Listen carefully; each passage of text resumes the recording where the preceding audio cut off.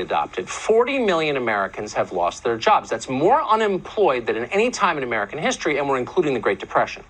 This is a crisis. It's as profound and dangerous a crisis as any war we've ever fought.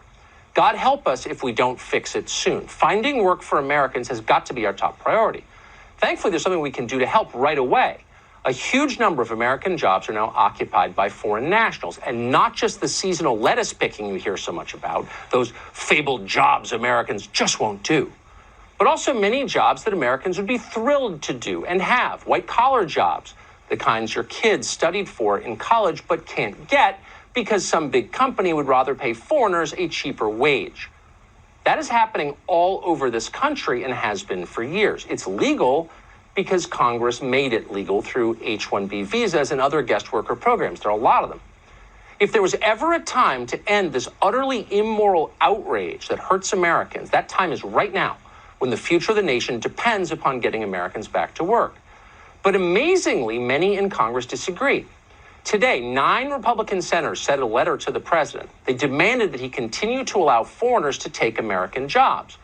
Those senators, and in order to increase their well-deserved shame, we're putting their pictures on the screen right there.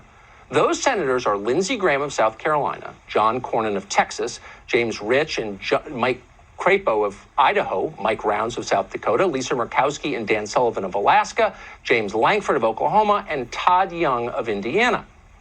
Their letter, the one they signed, calls for the president to impose no limitations at all on H-2A or H-2B guest visas, and instead allow foreign replacements to continue to stream into our country unimpeded and take jobs.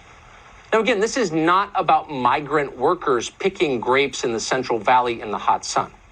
The senators would like to see foreign doctors, physicians, dentists, cybersecurity experts, and many other categories of white-collar workers come too. There's certainly no shortage of Americans desperate to do these jobs. So many of our doctors and dentists, for example, aren't working right now.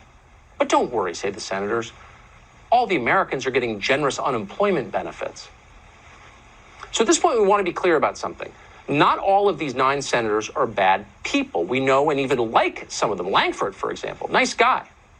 But we are fervently rooting for their defeat anyway. We are hoping that the next Republican primary, all 9 of the people you're looking at right now will be defeated and replaced by people who care about unemployed Americans.